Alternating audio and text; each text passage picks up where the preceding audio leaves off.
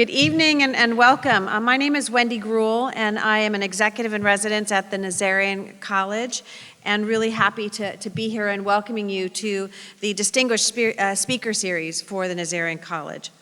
And it's my pleasure that I get to introduce our distinguished speaker, Paul Dali. Now, before we ask him to come up, I want to tell you a little bit about our biannual speaker series.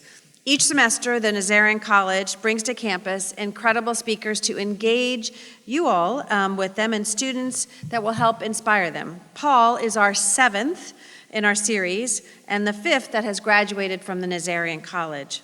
Our speakers have included Jane Werwand, who was the founder of Dermalogica, Steve Rabuchin, who is head of Amazon Alexa, Michael Grillo, who is an award-winning film producer and the producer of Avengers, Infinity Wars, and then Bruce Gersh, there was a clap there for that, Infinity Wars, I think, president of People magazine. A special thank you to the Lowenstein Foundation and some of our anonymous donors who make this series possible and help us really to bring dynamic and interesting and engaging speakers here to the Nazarian College and to CSUN. So we're so lucky to have Paul here this evening. Paul, if you haven't noticed, they have pictures of you all over campus in those little things, so you have to take one home for you. But it is a way in which us to educate people that we have this extraordinary speaker. He graduated from the Nazarian College in 1967 with a bachelor's degree in finance. Since graduating, he's built an extensive career in technology, business, and innovation. And in 1980, Paul worked alongside Steve Jobs as former general manager of Apple. There, he was responsible for all of the phases of Apple II and Apple III product lines, including manufacturing, engineering, and worldwide distribution. He also served as chair of Apple's Marketing Council. He later went on to serve as CEO of Regis McKenna Incorporated, and more recently, he served as a strategic advisor to IBM Watson. And he's currently the chairman of Holon Solutions, a healthcare technology company. His extensive background in developing management teams, evaluating operational efficiency, global marketing, strategic collaborations, and leveraging companies' core competencies make him a dynamic and influential figure in the business world. We all kind of want to know, how did it all come to be? How did it happen? How did all of your successes be able to come to fruition? And what about CSUN allowed you to be in the right place at the right time and have the skills that you need? And so it is my pleasure that you get to hear from the one and only Paul Dali. Let me introduce you to our own matador, Paul Dali.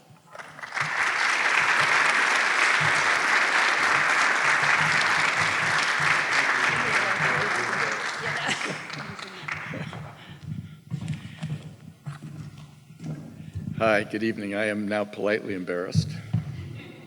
I don't know how to live up to all of that, but it's great to be here. I want to thank Courtney and Wendy and Jordan for helping me for the last couple of days and get this whole program organized. And I compliment all of you for Corona strength. I don't know how else to say it. It's nice to see so many people here, especially since the school is closing tomorrow in a variety of different ways. But I'm pleased to be here. It's been 53 years since I've been here, and I took a tour today with Courtney's help, trying to visit what probably was the cafeteria that I went to every morning, and the walk across campus to at least probably the building I went to school in, because I just had no idea. The campus has just grown so much. What the administration has done over the last 50 years has been amazing, because I just don't remember anything about the school at all, because it was so long ago and it was so small, years ago. So I'm going to talk about a few things today. One is my time here, give you a little bit of color to my transition. Some talk about my early career, some talking about Apple and Regis McKenna, which are two of the most innovative companies that have ever been on the planet. I'm going to give you some things to think about, as I have learned in my career, some very challenging comments, and then leave you with your own task. at the end. So how many of you are working full-time or part-time, married, and have children? Well, that was me. I am just a perfect replica, even though it may have been an accident, of 50 years ago. When I came to school here, I was in my middle 20s. I had been married for a couple of years, had a son. My wife worked full-time, and believe it or not, somewhere around here, within a mile or two of the campus, there used to be a Food Giant Market. This is not here anymore. I couldn't find it, but Food Giant Market was a really big market, and that's where I worked during my whole time here. I was a box boy. You don't know what that is. That's putting groceries in bags for the checker. And then I got promoted to become a checker, then I joined the union, and that was really cool because then I got insurance from my family. And so I just took the groceries out of the cart and I used the cash register and I collected the money. So I was a checker. And then when you weren't in the check stand, you were stocking the store with supplies. A great job for me because I could do it part-time. I could choose my hours generally.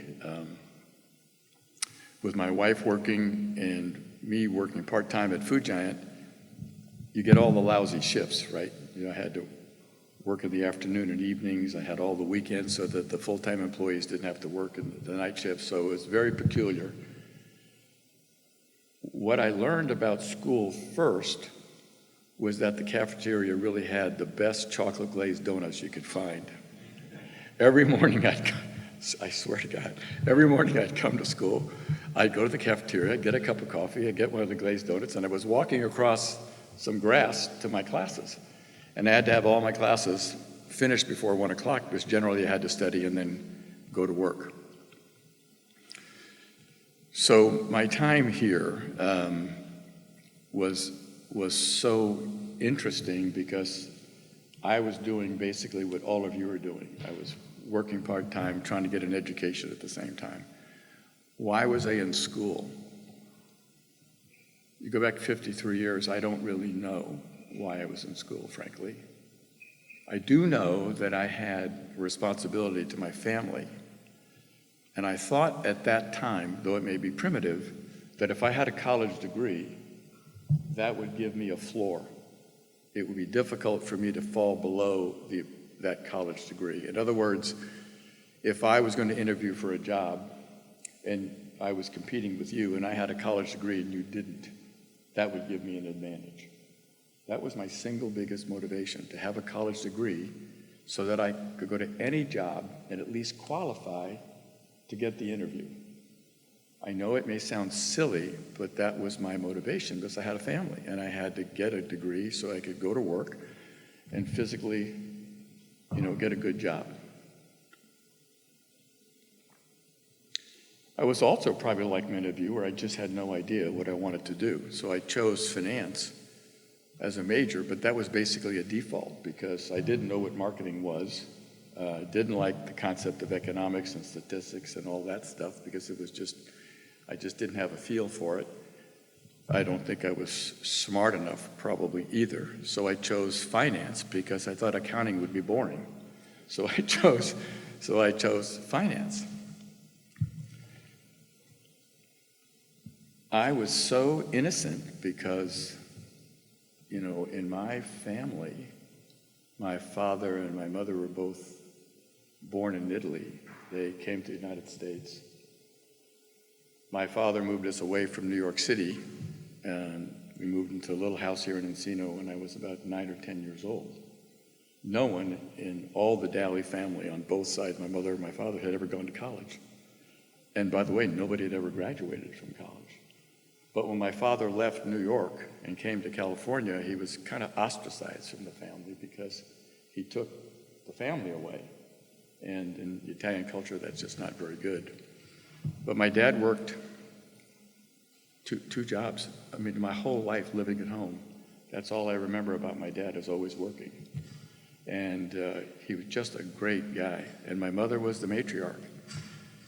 So to me, I have the same exact issues that many of you are having.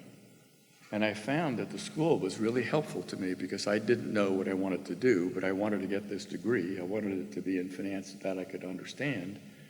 And then when I graduated, it was horrendously disappointing because when I finished my last test and I turned in the blue book and I closed the damn door, I walked into the hallway and there was nobody there. There was nobody to applaud. So I just made all these sacrifices and then I just graduated. It was just like I was bare-ass naked. Nobody was around for me to yell and scream and hug because I did all this stuff and finally.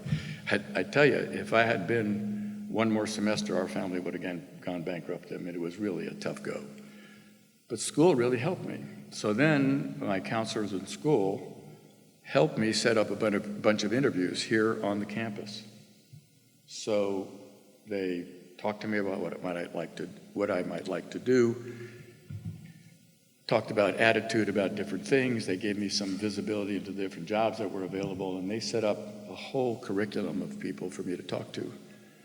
And actually, I chose a job at Carnation Company, their fresh milk and ice cream division, which is in downtown Los Angeles.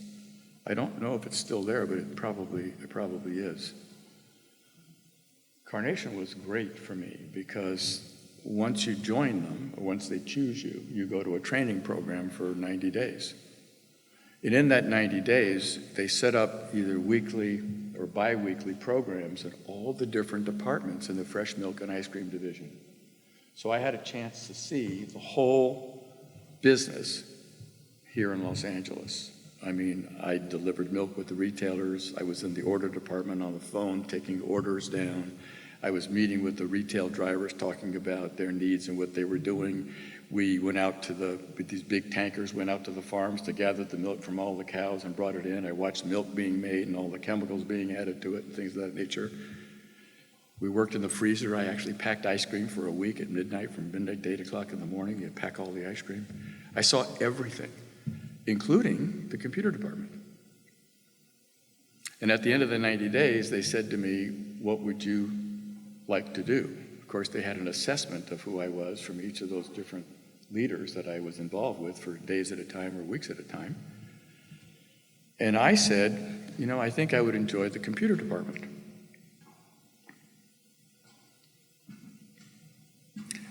And they said, sure, okay, we'll give it a try. So they let me go to work as a trainee in the computer department in 1967 at Carnation Company. And that was the whole change of my life.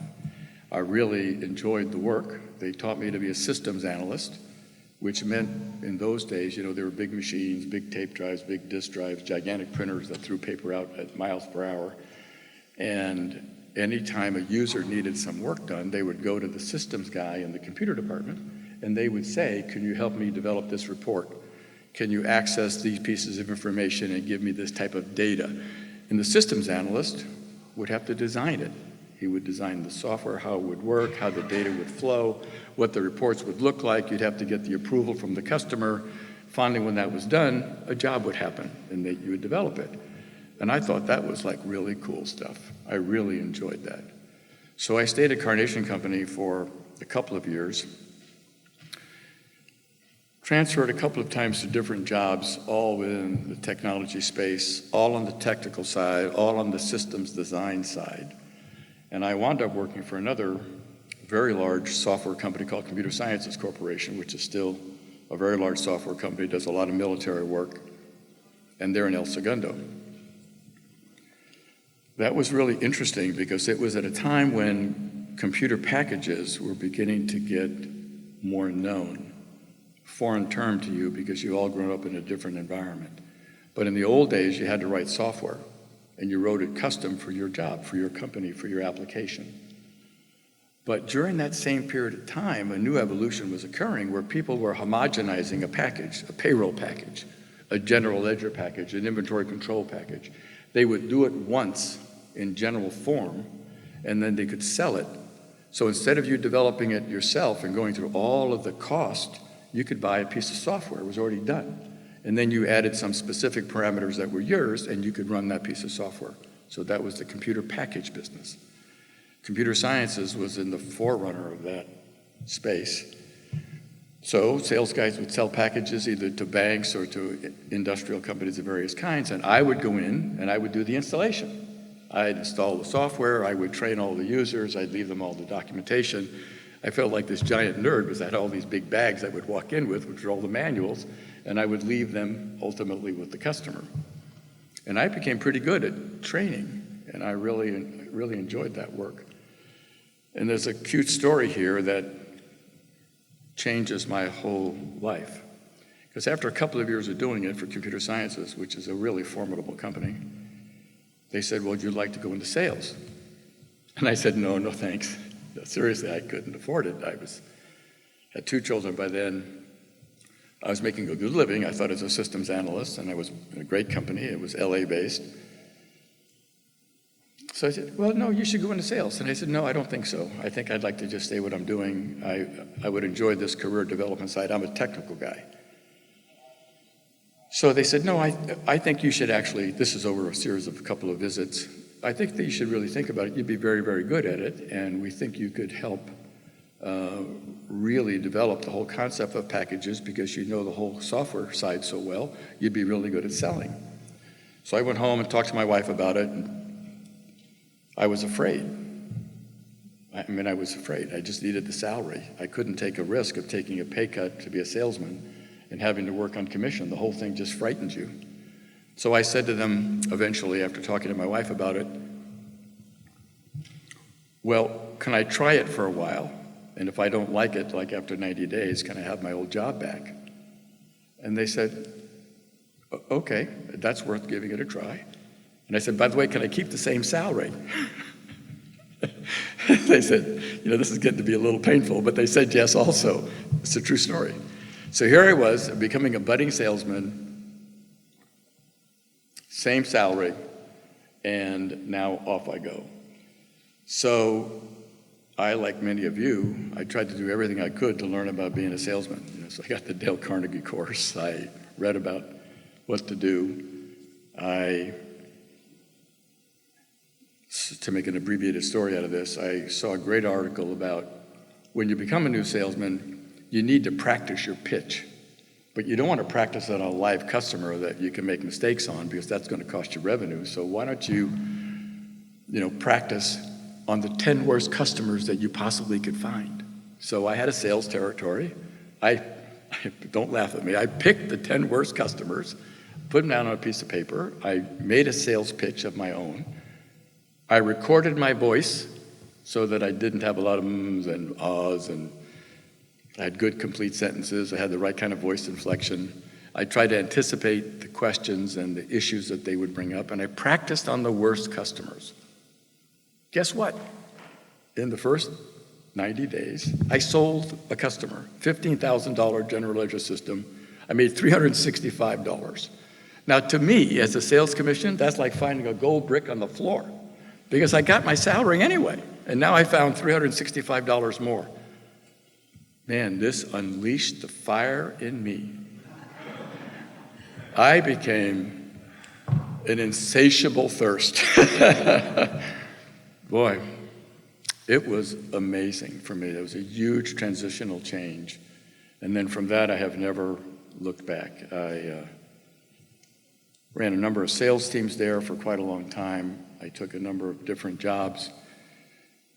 I went to a couple of other companies, all, you'd call it going up the food chain, getting some promotions and taking bigger jobs in different systems-oriented companies. I've always been, for 53 years, one of the great lessons I can give you, I've always been in the same business. I've never changed. I've been in the technology business from the very first day I started to right this very moment. I thought I retired in March of 2017, but I'm back to work now. But nevertheless, I've always been in the technology space, so all of my experience has been parlayable this way. I didn't go from banking to something else to something else to something else, all trying to find a career. I was fortunate enough to be able to find technology, love technology, became successful in technology, and have just stayed in it ever since. So after a couple of other jobs, I started my own company. And that was okay experience, but it didn't work out as well as I would like it to be. But I sold it, and then I was thinking about doing something else, and here's where my life gets to be very, very interesting. At the time, there were the 8 big accounting firms. Today is the big 4. But there were the big 8 then, and one of them was called Arthur Young and Company. And Arthur Young and Company specialized in technology businesses. And a big 8 accounting firm usually has 3 big divisions: audit, tax, and consulting. These transitions have changed quite a bit over the last 30 years, but essentially that's their fundamental business. So Arthur Young had a lot of technology companies that they were the auditor on, and KPMG, which is the largest accounting company, KPMG, Pete Marwick, didn't have very many. But Arthur Young had this great inroad into the technology space. And the partner here in California, a guy by the name of Herb Isaacs, said to me, "You know, Paul, there's a young company up in Northern California that's been looking for a pretty senior guy for about a year. They've had a lot of trouble. Would you like to go up there for an interview?" And that happened to be Apple Computer. Arthur Young had Intel, National Semiconductor, Fairchild, a bunch of other technology companies that they were the audit partner on. And so Herb made this introduction. I went up, and I was saying today, I can't remember if I arrived on a Tuesday or a Wednesday. But the real truth is I never went back home. I took the job on Saturday of that week, and I started work the following Monday. I did come back home, obviously, to pack up and get organized and move up to Northern California, where I've been now for almost 40 years. But that was the beginning of my career at Apple. During that 3 or 4 day period, I talked to, I think, 8 or 9 different people, all within the company. Steve and I talked 3 times, including the last day, which was Saturday, beautiful day, where he didn't make the offer, but somebody else did, and I accepted and started work on Monday.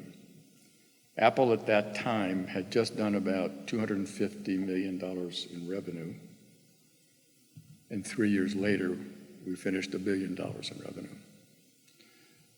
Just absolutely the most aggressive growth you could imagine. We were the fastest growing company in the world at that time.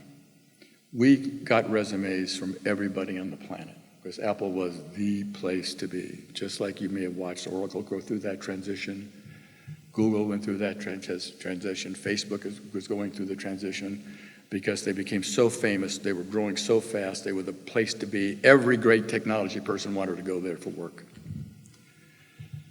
So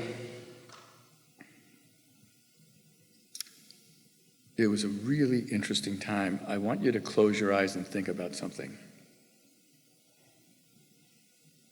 How do you make a technology product a commodity? Just think about it. What could you do with a computer? In 1980, you had no idea. So listen carefully. The personal computer business started when 3 things came together all within the same 24-month period. An Apple II that was merchandisable, Computerland, which is a place you can go to buy one, and VisiCalc. And many of you don't even know what VisiCalc is, but it was the first spreadsheet. So now we could sell a computer because you go to Computerland and buy it. It was an Apple II that was a great product, and there was a piece of software you could use for it. So that was the beginning. The collision of those 3 independent entities all coming together at the same time formed the computer business, the personal computer business. At Apple, we had a motto, it was one man, one machine. We wanted it to be personal. We had that commitment from the very, very, very, very, very early beginning. It's my machine, it's personal. So here we were, millions of people that we could sell to, but we didn't know how. I mean, there were no rules. We had kids that were 24, 25, 26 years old making decisions for $1 million a piece and never looking back. My wife teases me all the time. We had no rules and we had no knowledge because everything we were doing was pioneering. We're pioneering computer retail. We're pioneering buying a computer out of a box. Before that, you had to be a programmer and you had to go to a Radio Shack and you put components together. We were changing everything. Whoa, that is really spooky. So we grew really fast. Steve and I had a spectacular relationship. On my part, it was more like a love-hate relationship. He worked for me for the first couple of years, and he spawned this whole concept of the Macintosh. So there was the Apple II, there was the Apple III, the Lisa product, which eventually came out, but only lasted about 18 months. I think it was kind of a gross failure, but its technology was so spectacular. That was what was incorporated in the Mac, which was going to be a miniaturization of a desktop machine. It was going to be a luggable. We called it a luggable. Something small, something more portable. About the same heft as an Apple II, but an Apple II needed the device and a monitor sat on top of it generally, whereas the Lisa product was going to be completely integrated. The Mac was a smaller version of a completely integrated product. You could pick it up and take it anywhere. It's great technology, really good invention. So he and I,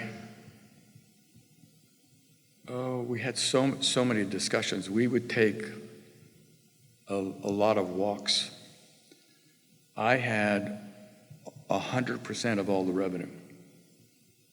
The Apple IIs and the Apple IIIs produced all the revenue that we needed. When he was going to do the Mac, he needed a Mac factory. What you don't know about the Mac factory is one of the first robotic factories in the United States. When I was running the Apple II and III family, we were all about innovation at Apple, right? It's all about the product stupid. So, and I'll get to that towards the end when I leave you some things to think about. In the Apple II, we had to keep our margins up because I had to pay for the Mac factory. But at the same time, we were modifying the Apple II so often, producing new innovation, we had a lot of spare parts. So inventory control and inventory turns became one of my biggest issues, how to get rid of the spare parts all the time. And we developed all kinds of marketing programs and kitting programs to get rid of things. Steve and I talked about this a lot, and he said, we're not going to do that in the Mac factory. I don't think we should do that. I think what I want to do is I want to build, this is so true, 15 bays for trucks to back up into. And we're going to call the vendors, and we're going to tell them when we want the parts. If they want to deal with us and deal with our growth and be part of the Apple family, they will do what we ask them to do and bring the materials to us when we need it. One of the original just-in-time concepts. Just as sure as you're sitting here, that's a true story. So the Mac factory, which was an amazing device, a lot of the equipment was done by Philips, and it was all done, a lot of it customized. Do you know that Steve did the whole thing himself? He was so hands-on. He was back and forth to Germany all the time. He was in every facet of the building, the same of the factory, manufacturing plant. The same way their new space center, Apple Home Headquarters, was got Steve's touch all over it. I mean, he was so controversial, he was so smart and so dumb all at the same time. We had a huge argument. And I emphasize this because I know that many of your questions were about Apple and Steve and what was he like and some of the inner parts of Apple. Another very serious mistake was we were growing really quickly, and IBM had come into the marketplace, and Commodore had come into the marketplace, and other people were just trying to sell computers into our space, my space. And so I wanted our machines to be more homogeneous. I wanted our customer, if he wanted to buy 5,000 Apple IIs and he wanted to buy 100 IBM machines for whatever reason and a bunch of Commodores, we invented the predecessor to what you'd call the Ethernet, something called ProDOS, where all of our products would work seamlessly on a connected wire, and so would an IBM machine. We had the hugest freaking argument. He said no. Why do you want to hold back a jet plane for a horse and buggy? That was his comment. Why do you want to hold back a jet plane for a horse and buggy? Meaning the Apple II and the Apple III was getting old. These other products that IBM and all these other guys were producing were junk. Why, when we put the Mac out there, we want everybody to have Macs. We don't need to let them cohabitate with everybody else. So we never did launch ProDOS. Apple's market share after he got fired went from 12% down to about 2.5%. They just lost the whole, and they still have never retained or got back into the business market. We've lost that to Microsoft forever. But interestingly enough, when I was very active in the venture space, if you were 50 years old or younger, almost 100% of the time you walked into my office with a Mac.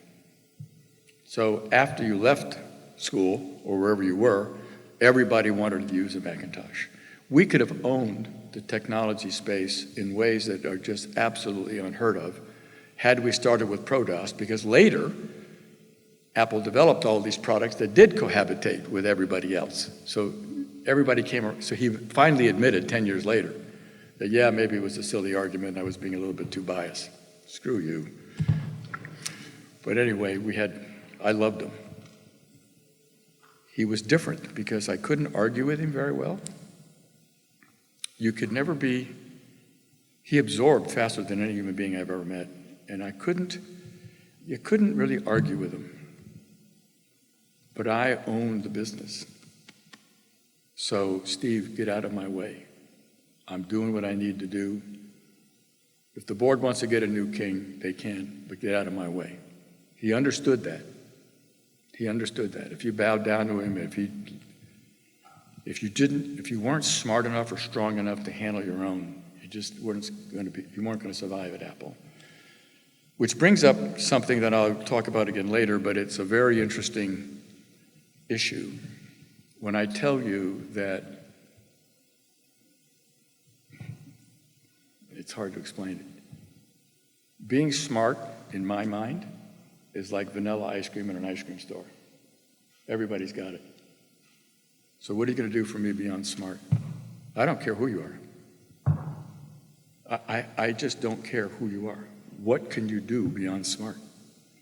Because you got to have the best and brightest around you all the time.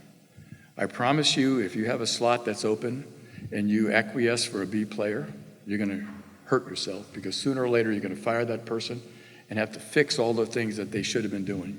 You're better off keeping the job open until you can find A players. Everybody's got smart. All of you are probably really smart. When you go out to work, you're all going to be competing with other people that are really smart. You have to figure out, what do you do best and what can you do beyond being smart? And I promise you, that's an important thing for you to remember. So my last phase at Apple was working on the team, Steve and I and another fellow by the name of Floyd Kwame, hiring John Scully. Again, you probably don't remember any part of this history, but if you remember what I told you just a minute ago about how do you make a commodity product, technology a commodity product, John was the CEO of Pepsi, and he just finished the Pepsi Generation marketing program, which was huge, very successful. And he was an architect by background. So the search firm said, I think this might be the perfect guy. So we all worked on trying to get John Scully to become the CEO of Apple Computer. Another one of Steve's famous lines to Scully directly was, do you want to continue to sell sugar water to kids? Or do you want to do something like change the world? That was Steve. I mean, he would drop some of this stuff on you and there's nothing you could say. It's just, yowza, miss, I'll be doing it. That's exactly what I should be doing. So John said yes. I would rank it as one of the biggest mistakes I ever made, frankly. We knew within 6 months he was not going to be the right person. But he stayed there for about 10 years. 4 or 5 years later, after he started, he fired Steve. And you may not realize this, but when Steve came back 10 years later, Apple was within 6 months of having to go bankrupt. If it wasn't for a $150 million loan from Microsoft because of Microsoft's affection for Apple, Apple would have not made it. till Steve came back. That is well documented. I'm sure you've all read, or you may have read about some of that, but Steve was amazing. But John never produced new products. His only claim to fame was the Newton. We're going to sell 1 billion Newtons. Well, have you ever seen a Newton? So, and then I went and retired. I was exhausted. I mean, I just didn't have any time or life, really. So I was the client for a guy by the name of Regis McKenna. Regis is a very well-known marketing guy, one of the most interesting, fascinating, superior marketing people on the planet. If you read about Regis, his books are amazing. He is really, really smart. And he invented the whole concept of technology marketing, and I was the customer. So after I stopped, he said, why don't you come help me? Because we're growing so fast, we don't know how to grow this business. And after about a year, I said to him that I would take the role. And so I became chairman and CEO of Regis McKenna. And then we built Regis to become the largest marketing company in the technology business all over the world. And it was a great, probably my best piece of work. Just about every major technology company, and certainly almost every startup in Silicon Valley, wanted some involvement with Regis McKenna. And we systemized marketing. We made the science, how to understand what you're doing, how to understand what the market is perceiving, and how to bring those products to market. And the science behind what a product is. A product is not this piece of hardware. It's the product itself, the hardware or the software, and it's also the intangibles. It's the documentation, it's the financial condition of the company, it's the reputation that others give you. It's all kinds of things that are intangible, where the product and the soft stuff together make the product. That's why you love Apple so much. The packaging is beautiful, the documentation is beautiful, the support is beautiful, the integration is terrific, and oh, by the way, it's a piece of hardware with some software. So tell me where the product is. What is the product? Is it the intangible or the tangible? It's both. So we started teaching people about what a product really was, and it was a great run. So you go back to 15 to 20 minutes ago, when I told you about Arthur Young, we were growing really, really fast, and I didn't have enough people to keep up with the demand and the quality of our work. We had excellent management, but not enough people. KPMG, Pete Marwick, back in New York, they wanted to have a bigger presence in the technology space. Guess what happened? They came and said to me, we'd like to buy Regis McKenna. We've got the consultants, they got 6,000 consultants that you need. You have all the technology companies that we want. If we put the two companies together, we'll be able to knock the socks off the market, which was a perfect marriage. So I sold Regis McKenna to KPMG, Pete Marwick. And so that's part of my career, it makes a full circle.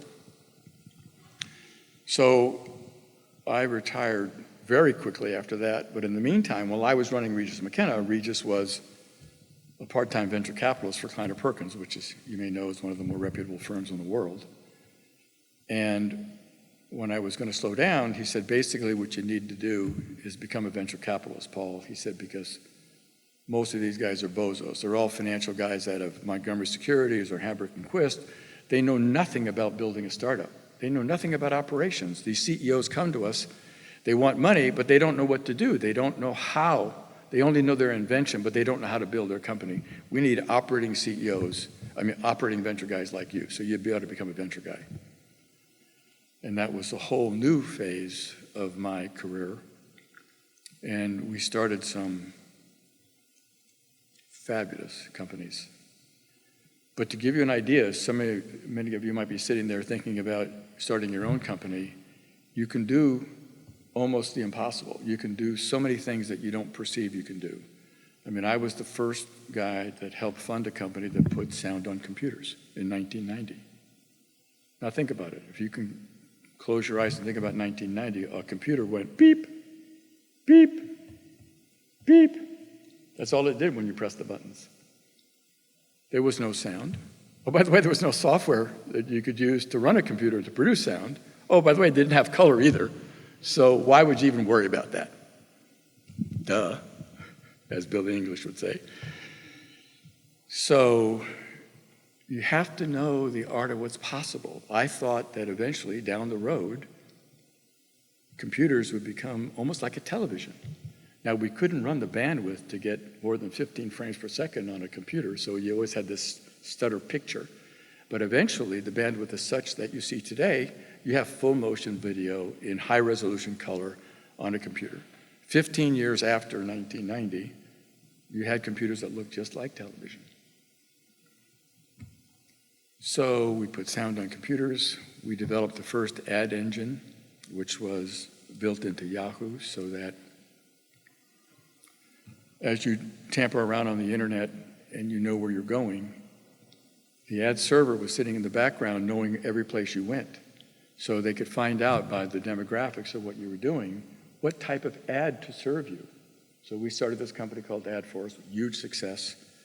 We sold it to CMGI for $1.5 billion before the company had $1 of revenue. Sold another company called Webify to IBM, basically with just a couple of $1 million worth of revenue. And they had some really cool esoteric software that sped up the process between the provider and the payer in the healthcare business so they both could get paid quicker. And it was a revolutionary, interesting thing. IBM bought the company, they merged it into their healthcare sciences, but they wanted the CEO, a guy by the name of Manoj Saxena, a fabulous guy, who became the first general manager of the IBM Watson division. So my world gets very interesting because of relationships, but I stayed in one space the whole time. And so people get to know who you are. And, you know, in Silicon Valley, that gets to be a pain in the butt all the time because you can hardly go out to dinner. You know, you literally get accosted. The whole world is built on technology. So my career has been really fascinating. As Jeff Bezos just said, you know, he won the lottery several times, meaning I got lucky a lot of times by being in the right place at the right time, sometimes having the right relationship, sometimes having these interconnected parts. I've always believed the story, you know, you got to be good going up and you got to be really good coming down, but you never can tell who you're going to meet coming down. You got to be good to people all the way around. So that is a summary of my career. But the most important part is, I don't know, maybe I've got 2 or 3 dozen things that are really pithy little thoughts. And I'm only going to give you a couple of them today because I just don't have enough time. I already gave you one, which is smart's like vanilla ice cream. You have to really know yourself and figure out what can you do beyond smart when you get into a company. The other one I'm going to tell you about, I think, is one of the most important business fundamentals that there is. Really controversial. Every professor is probably going to shoot me. But I promise you, if you build great products, profits will follow. Don't run the company for profit. You got it asked backwards. Build it to build great products all the time. Get it in the culture. It's all about the product, stupid. It's all about the product, stupid. It's all about the product, stupid. Make great products. I mean, great products. And profits will follow. But when you build great products, your growth just expands laterally. Because the more footprint you get, the best customer is your best prospect is your existing customer. Once you have an Apple product, you're going to get other Apple products because they're so seamlessly and beautifully integrated. They got you for life. So one of the most important things I can tell you is wherever you go to work, build great products, both the tangible product itself and all the intangible, all the parts the accoutrements that make the product great. Second thing I've learned, this is as a board member in so many companies that are very large over the years. If I was going to give a CEO the 2 most important words that I think he needs to understand, beyond a doubt, there's only 2. And those 2 words are innovation and growth. If you're the CEO of a company and you're producing great products, you're going to grow. If you grow, your employees are going to love it. Your shareholders are going to be really happy. There's a lot of opportunity for everybody. Everybody's proud of working there. They just love their environment. But without great products, without great innovation, you have squat. You've got to really remember the best way, the only two things you have to remember if you're leading a company is have great innovation and great growth. If that's what you concentrate on as the leader, you'll always be successful because it becomes in the culture. The other thing I would tell you, which is very important for me, is business is personal, especially in today's world. You are so involved in technology, it's hard to negotiate with somebody in email or in a text message. When you're managing a company, when you're working in teams, yes, there's a lot of remote computing because of the environment that we live in today, which is really great, but business is personal. You have to look at people in the eye. You got to talk to them. You got to take their pulse. You got to look at their office. You got to see how well they're organized. You have to learn all about them. When you're in business, it's personal. It's between you and me. If you're leading a team, it's the same thing. At Apple, we had a term that we borrowed from Andy Grove, who was the CEO of Intel. Intel was a very confrontational company. And we learned the words constructive confrontation, which mean you're a bozo, but I love you anyway. You have to learn to speak up because of the power of one.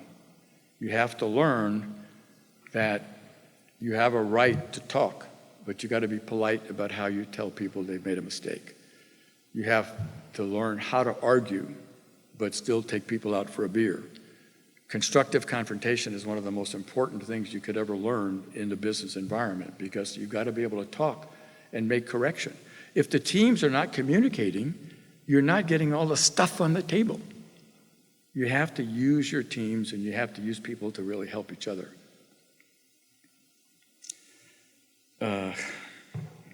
There's only two kinds of people in the world. Doers and not doers. I know you're going to argue, but Steve and I had this great conversation one time. We invented this on a walk, actually. I was complaining because I had a couple of people that were really good at talking. They had all these wonderful explanations. And everything was just like, it was just so plausible. It was, yeah, you're right, I get it, you're right. Steve said, go to 30,000 feet and look down. Did the ball move? And that's how we invented this thing. There's doers and not doers. Not doers can be really good at talking, but the ball doesn't move from place A to place B. It just doesn't friggin' move. Get rid of them. That's not the right person. They're gorgeous, they're articulate, they're really spiffy, they're really on the job. Ball doesn't move. We got to have execution. Which brings me to the last one that I'll give you, which is very controversial, which is culture eats strategy for breakfast. If the company that you're working for, this helps you during your hiring phase, if they have the right culture, if it's built on teamwork, good communication, employee motivation, if it's all built on innovation, and they teach you that while you're there, that will really help you because if it's all about innovation, then execution becomes absolutely essential. Strategy, in my mind, is very slow. It moves once a year, once every 3 years, once every 5 years. They're macro, they're big, they're large objectives. This is what we do, this is where we want to go, this is what we're thinking about in the future. Whereas culture is right now. Innovation is right now. Teamwork is right now. Execution is right now. How do you change the look of the product at retail every Monday? Right now. Execution is huge because the half-life of products is shrinking. In the technology space, 50% of your profits come from products that are 3 years old or less. So you have to innovate. Well, execution becomes really important. Doers and not doers, they don't execute. They just don't get the job done. So culture eats strategy for breakfast. I tell you, it's really important to have great execution. So with just those few tidbits, I will just leave you with your task. And this is really important, and I get a little emotional about it because I'm 76, and I've done everything I can do. So yeah, I'm still helping a very dear friend run a company, but it's only going to be for a year. All these things we've talked about, I've participated in. And now I'm looking at you in the university environment, and I'm saying to myself, you know, it's your turn. This is your space, it's your turn. My grandchildren's future is kind of in your hands. It's how you build. It's how you innovate. It's how you lead. It's how you work with teams. It's how you encourage others. It's how you want to change the world, not me. My job is over, really. My job is only to give this to you, drop it at your doorstep, and they'll let you pick it up and take it to the next step. So with that, I want to thank you and get your button gear.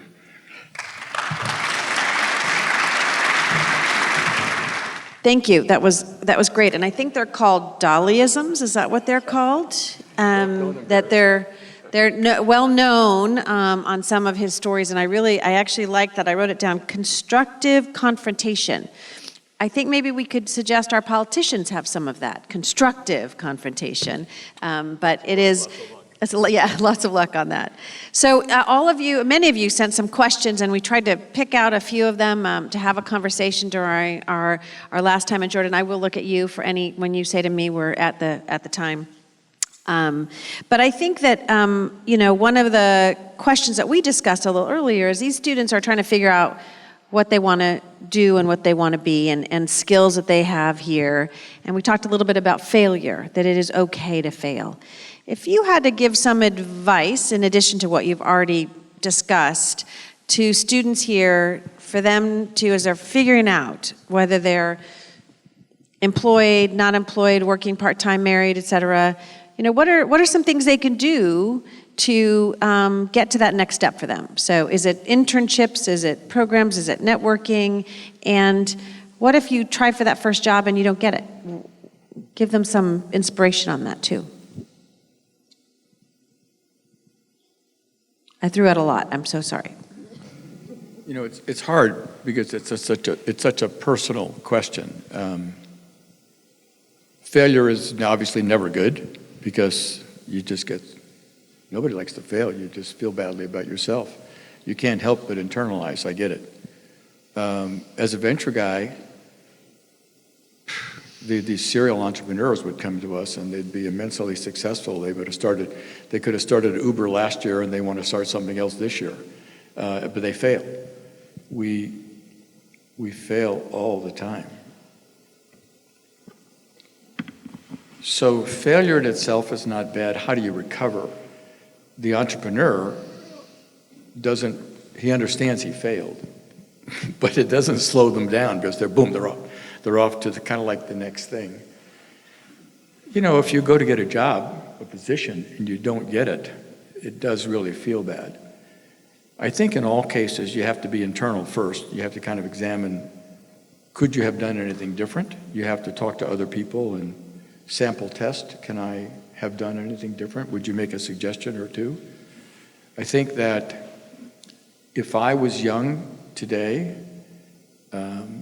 I would give myself the same advice that I took 50 years ago and the same advice I gave my children. Try to find companies that want to invest in you in your first job if you can. And you can find that out in the interview process. They're there to try to find the best talent there is. You are a commodity that they really need. They need great people. And so they want you. You just have to make them understand who you are, what you're really good at. You got to know your own strengths and weaknesses pretty well. You want to ask them a lot of questions. I will tell you something somebody told me. It's always difficult to talk about yourself, but try something.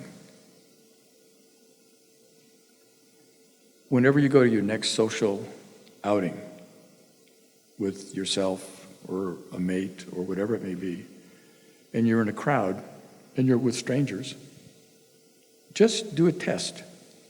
Try to, for the whole evening, just ask questions of the other person. Just ask questions. Where'd you come from? What do you do? How'd you get there? How many children do you have? Where do they go to school? Oh, how was the traffic? Was it really bad? Just get to know them. And then when you go home that night, I want you to look in the mirror and say, how many people asked you any questions? And I wouldn't be surprised if you asked a lot of questions and if you learned a lot about a lot of people and nobody, not one person, asked you a question. So I believe that one of the great skills is learning how to ask questions. And the best skill of all is how to listen. Not listen so that you can interrupt the person that's talking. You're thinking about what you want to say in rebuttal. I'm thinking about listening. Then after they're finished, then come back and talk. But when you're in an interview, if you really learn to ask questions, you can really tell a lot about the company. You can get their emotion, their well-being. You can find their culture out. You can find what makes them tick. What are they going to do for you in the process of will they train you? What assets will they provide you? If you just ask questions, they'll tell you a lot.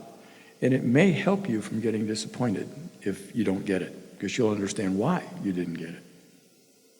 So the answer to your question is slightly more complex than No, I like that. I mean, asking those questions does, and it tells them something about you. Absolutely. That's so important. So you worked, retired, went back to work, retired, went back to work. What drove you to kind of continue on in all of these? What was that kernel of excitement or challenge? What was it? It's a little bit more difficult. When I retired from the venture space, which was like a real job, I took a walk with my dog. I'm a big person. I like to take lots of walks. I learned that at Apple. If you notice the new Apple building is all built on walkways. There's just dozens and dozens of walkways through the trees all around the building. We took a lot of walks. The whole group of Daliisms on interviews, and how do you ask questions, and how do you take a walk, and how do you meet the person's wife, and there's all kinds of stuff that's so orthogonal you wouldn't think about it. But I decided that I could be a really good board member,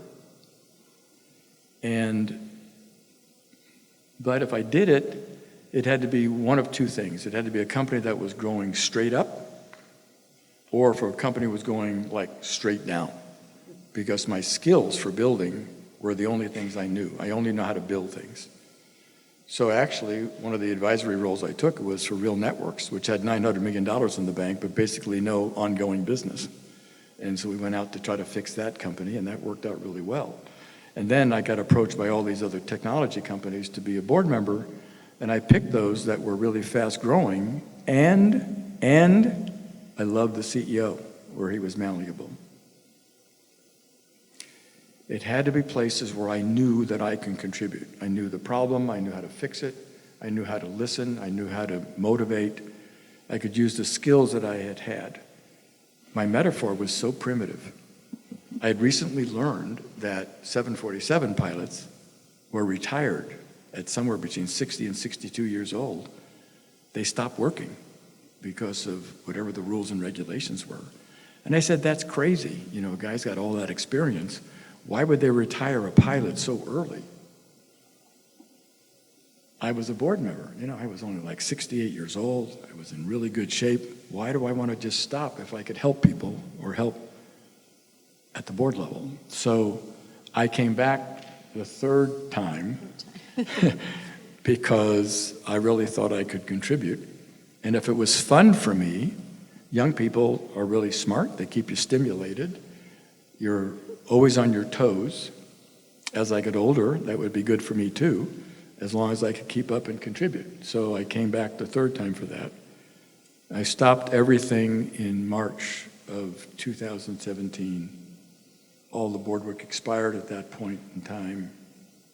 And I only came back just recently because a very significant finance guy has been helping a company who is really an interesting company.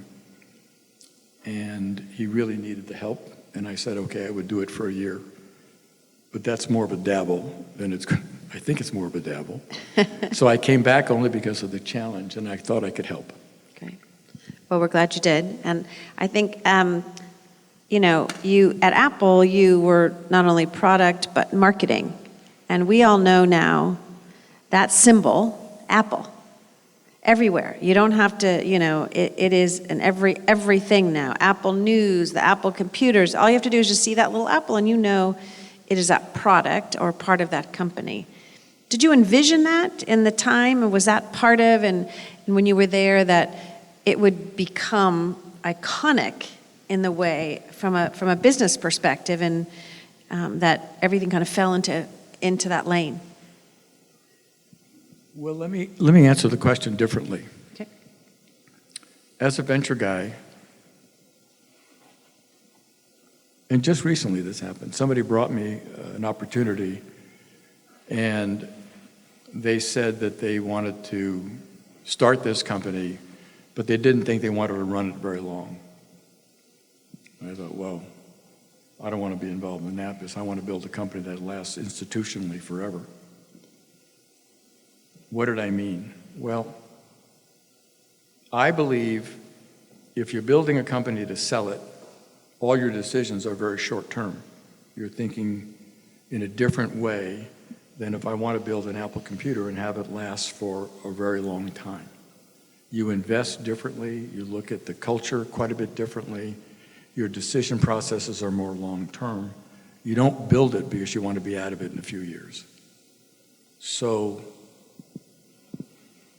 in Apple's case, we never thought about the ubiquity or that the logo would be everywhere. We didn't think about it that way, but we were building a company that lasts forever. Steve actually yelled at a guy one time in a public interview when the guy said, well, Steve, now that you've gone public, do you think you might want to have a further exit or be bought by somebody? And he just shouted at the guy, are you kidding? We're not here to have an exit. We're here to build a company that lasts forever. And I believe your whole attitude on building companies, if you want them to last a long time, you build them quite a bit differently. I have a lot of different metaphors that I could show you with a blackboard about why that is really true. But you'll make better decisions when you think long term. So yes, we didn't know the consequence of all those actions, but we knew we were building it for the long term. For a long term, yeah. I mean, it's quite incredible. Now, I know you kind of addressed Steve Jobs a few times in your remarks in this, and there were several questions that people asked. So I'm going to ask this, since we're in this room, just us. Yeah, right. Just us. If you believe that, I have a bridge for you. Is there anything that we don't know about Steve Jobs from your experience that we haven't read about or seen, that you would give us a little bit of a window into what people feel as somebody who was an innovator and inspirational as well? Well, one of his most prominent girlfriends was my neighbor, Joan Baez. She was 40 and he was 28, but she was my next door neighbor in the house that I lived in. Did you introduce them? Was that? No, I didn't. Okay, because you could take credit for He was madly in that. love with Joan Baez. He was the biggest Bob Dylan fan you've ever seen in your life. He was a Bob Dylan freak. Just loved Bob Dylan, music everywhere. Steve was a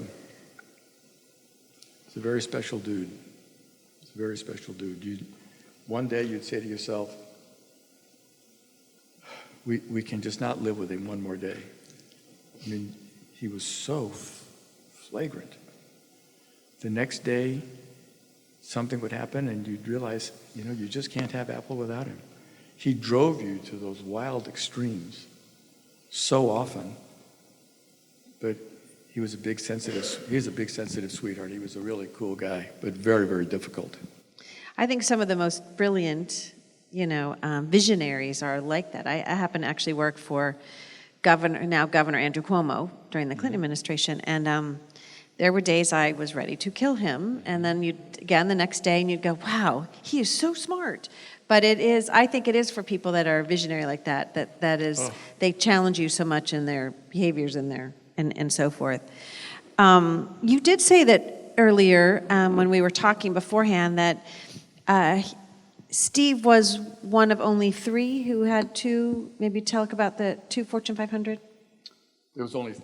To my knowledge, there was only 3 people in history that have ever been CEO simultaneously of 2 Fortune 500 companies. Steve had Apple and Pixar. Do you know he owned Pixar? Yeah, Pixar. Sold it to Disney. Now his wife is the largest Disney shareholder. One of the biggest things that happened at Disney was there are many things, but that purchase of Pixar at the time. It's an amazing culture. And Wayne Huizenga is the second one, and I can't remember who the third one is. Okay. But there's only been 3 in history that have ever sat currently simultaneous CEOs of 2 Fortune 500 companies. That may be a question on one of the professors, in the classes now. People are going to have to know that answer on that, but I don't know it. I hope I don't have all the data wrong. That's all right. You guys will fact check it. So as you know, we have both, because you've spoken to some engineering and the Nazarian College, the business school too here, and computer science. Can you kind of talk, and again, you've talked a bit about it, about the intersection really between business and technology, which today I would say they're so intertwined. You can't do one without the other. But was that envisioned as well, that it was going to be such a big part of it? And for people who are engineers, they can go into the technology and business side and vice versa in that intersection? The better principle, yes, the better principle is much bigger. You have to learn, no matter what your business is, to use technology as a weapon. And I think if you don't use technology and you're not state-of-the-art all the time, and if you're not pushing the technical state-of-the-art in whatever you're doing, you'll eventually not do as well as you'd like. I was going to say fail, but that's the old me. The new me is more political. I think you have to use technology as a weapon. And if you looked at any company from manufacturing to aerospace to construction to banking, everybody is coming up with different forms of technology in every aspect of the company's life, including intercommunication and how they're handling human resources. Everything is built on using technology in every department as a weapon to do better. So the other part of this concept of innovation is really important. McKinsey wrote many, many years ago, either grow fast or die slow. So if you don't innovate and make products often, if you're not using technology as a weapon every single day, you will eventually slow down and get eaten by somebody else. I didn't tell you guys, but I told the 2 previous groups about my favorite cartoon. Oh, it's an amazing cartoon. It's influenced me for 40 years. Did you ever hear of Will Rogers, the poet and the storyteller? So he had this famous cartoon, and it's really, really old. But once I saw it, it has influenced me forever. It was a cowboy. He's on a horse. And the horse is really slunky, kind of half asleep. The reins are really loose. The cowboy's got his arms like this. His big hat is down. He's obviously sleeping on the top of the horse. And they're just moseying down a railroad track. Behind them is a train just barreling down on their butt. But they're just... And the caption is,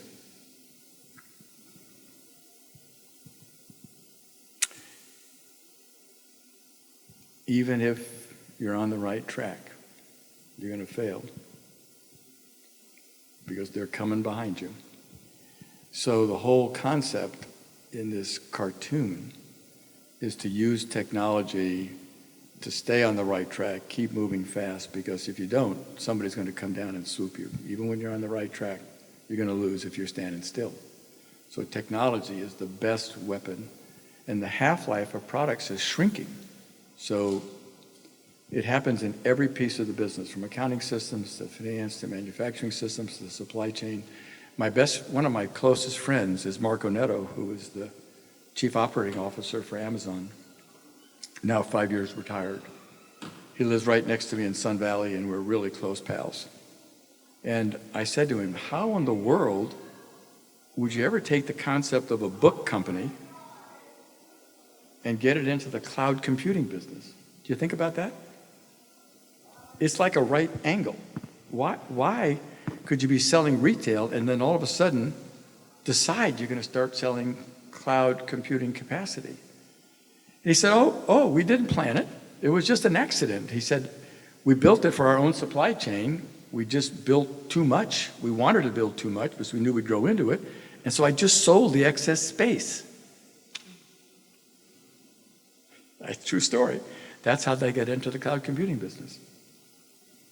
Now they're taking over. They're everywhere. They're everything. I don't think there is anything you can't, except you can't get toilet paper or Purell from Amazon right now. Not anymore. So that's well, you could for $400 a bottle. Yes, you could. So I'll ask you a question because we're almost there. Did you want to have questions from the crowd as you're looking at me? Yes. Is that what you wanted? Sure. I'll ask one more question, and then we'll take a few from you all, and then I think you're going to stick around, and there's food at set. We want to make sure, and some students have classes. There's a lot of talk about quality of life and different ways and times. Even for me, I'm almost 60 years old, and I was a workaholic, still am a workaholic in what I do, but there's a lot of discussion now about should you have that quality of life and what drives you. And with technology, you can work 24/7, In the old days, you finished and you were home and that was it, unless someone called you on a phone. How did you balance quality of life over the years, and any advice on that too? And was that something that was even as valued or talked about? So that's probably the most difficult question for me. It has come up one other time today. That's a really hard question. I remember when I was younger, I was at computer sciences. When I was looking for something new to do or was thinking about it, I said to myself, and it's the same advice I've given my two sons who are 58 and 54, I said, you know what? The first 15 years of your life, you got to do whatever the companies want you to do. You have to earn your stripes. You've got to get the experience. So in my case, I followed my own advice because I thought of it years and years ago, which was, gosh, if I took a job, my next job, I'd like to do it in a company that might be headquartered in California, because eventually, if I was good enough to get promoted, I'd get promoted back to the corporate headquarters. And that's exactly what happened. I joined computer sciences. I knew that they were going to send me any place in the world they wanted to send me eventually, but if I did a good enough job, I'd get back to the corporate headquarters. That's exactly what happened. They sent me to San Francisco. I worked there, became a salesman, got a number of promotions, and guess what? They promoted me back to California, back to Los Angeles, and I came back to home. And then started my own company and then went back up to Apple. But I thought about it that way. Quality of life, I didn't want to be in the Midwest or the East Coast. I wanted to stay in the West if I could. So my little way of sneaking around that concept was to find a company that headquartered here so that I could come back to where I wanted to be. I can't answer the question for you very well because there is no substitute for the hard work that's involved. And I probably made a lot of mistakes. You're never at home as much as you'd like to be with your family. I mean, my last year at Apple, I figured I was out of the house 4 days a week. And that's just crushing. It's very, very difficult. There's no great answer for you about that. You just have to. It's a very personal question, and it's one in which you try to figure out What works for you. Yeah. So since I asked a really difficult question, you guys got to be easier on it. Okay. Anyone have questions that are here that you want to ask? And I know lots of people sent to me. I think I saw your hand first. Hi. Hi. So I know that when you guys first started off with Apple, you probably didn't think very much about the environmental impact of all the technology. So with so many new products coming out, how have you guys dealt with that? Well, I know that you're retired now, but when you were, how did you guys deal with that? Well, we did in a lot of manufacturing ways, from a chemical standpoint and things like that. We always had to be good with the waste in the manufacturing process when we were making computers and things of that nature. Environmental concerns in those early days, was not, this is 35 years ago. So the talk was not often prevalent about things like that. So I don't have a really good answer for you because it just wasn't discussed very much, except from a waste standpoint. Semiconductor capacities and the manufacturing processes do produce a lot of waste, but that was not really Apple's business. We were basically a software design company, and then we had our machines manufactured by somebody else. And most of those machines were manufactured abroad anyway. So I don't have a good answer for you on the day-to-day from 35 years ago. Today, I'm not sure, frankly, because I don't know. So I don't have a great answer for you. Thank you.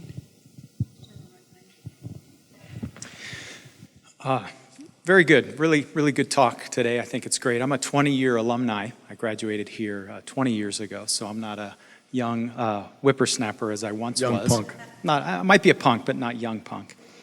I did ask a question that I emailed it in, and I'm very interested in your answer. How do you compete in California when you don't have as sexy of a product as perhaps Apple, Facebook, you named some of these Silicon Valley companies, but you have a very important product? How do you recruit and retain good young engineering talent without a sexy product line? Make a sexy product line. I don't know how to answer that. But also without paying them a boatload of money. Without paying them a boatload of money either. Well, we need to pay our engineers. You take your chances. You got to pay our engineers, but I find that it's tough to recruit young, talented engineers in this economy without a .com after your company name, Yeah. even though you may have a very, very important product Yep. that's important to society. Yep, I get it. But your challenges are formidable. Yep. Because the technology space shows no mercy. That engine is coming behind you. So the best and brightest want to go for the great companies where they really have a great career path. The company that I'm helping now in Georgia pays their programmers probably 60% of what I think they'd get in Silicon Valley. Mm. So California is just difficult. Really difficult. So unless you can entice them further, either with quality of life or stock bonuses or cash incentives, it might be very difficult to compete. And the concept of the goodness of the product, I think that's like vanilla ice cream. That's good, but a lot of guys have it. So how do you excite your employees? And, to some extent, there are mercenaries. They've got to make money. And you've got to compete with the other good companies, too. Unless the technology is really avant-garde. Even if it's sleepy, but if it's AI and some things that are really esoteric where some of the best and brightest really need to be there, they want to be there to help you because they want to build something great. So the other thing is for you, maybe as the leader, to imagine a much more exciting scenario, to get more ambitious in your goals and objectives so that it does become exciting, so that if you are successful, more people want to come there. So a lot of it just depends on the leadership, how you market the product, how you present it to other people, and then, of course, how do you compete compensation-wise? If you can't, I don't have a great answer. You got to get a better product. I know it's not very satisfying, but unfortunately, it's the real world. But I think the other, sorry, my microphone is dead for some reason. I'm going to steal the other one here. I think one of the things that we try and talk about in the Nazarian College, and we've had this conversation, whether it's insurance or accounting or other things, and people think, well, what is that understanding where that job is? Oftentimes, insurance is involved in everything. So you could go work for an entertainment company, or you as someone who's working on insurance, or same with accounting. The skills you get are really important and can be transferable to that next job, even though the first job may not be your dream job necessarily in that. There was another gentleman, well, I thought over here. Question, yes, over here. Both, I'll take you, and then the gentleman in that bright orange hat I'm going to go with. Hi, my name is Bartholomew Perez, class of 2015. I'm an engineer. I'm also a realtor. I'm also a grad student and father of 2 kittens. But my question to you, you think, had that first commission check not come in, would Paul Dali today be Paul Dali today? It's a great question. I don't know. I don't know. But I can't possibly answer that, because boy, did it light a fire. Because with a family just like you know, you've got 2 or 3 different jobs, and the reason you're doing that is because you're trying to keep bread on the table and provide a good life for your family. In my case, you know, I was making a pretty good living as a technology guy. So I had a good security, I was doing a good job, I was really happy at my work. So, you know, them giving me this new opportunity and eventually taking the risk away so I could go back to my old job, they made it easy for me to try. And then, of course, I just got the fever. So I was just balls out lucky.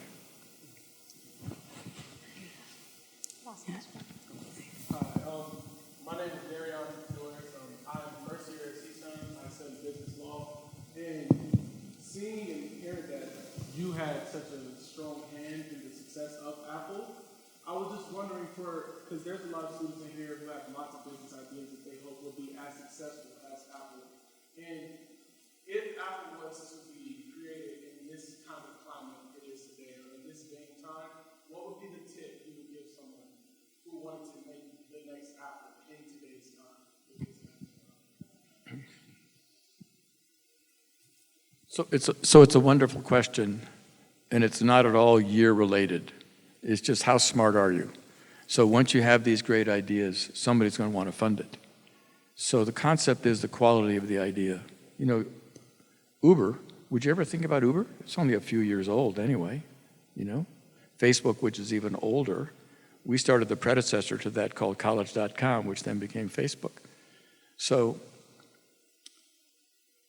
good ideas are great ideas. Somebody would love it, but you got to have the courage. Entrepreneurs are built for failure. I know that sounds weird, but you fail a lot. And I don't think it's that hard. If you have a great company and a really good idea, if it's really good, it's not hard to get the financing. You just have to have the introductions. But the venture guys are looking, starving for really great quality ideas.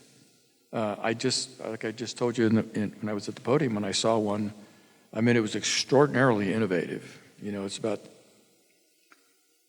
people sitting in a stadium.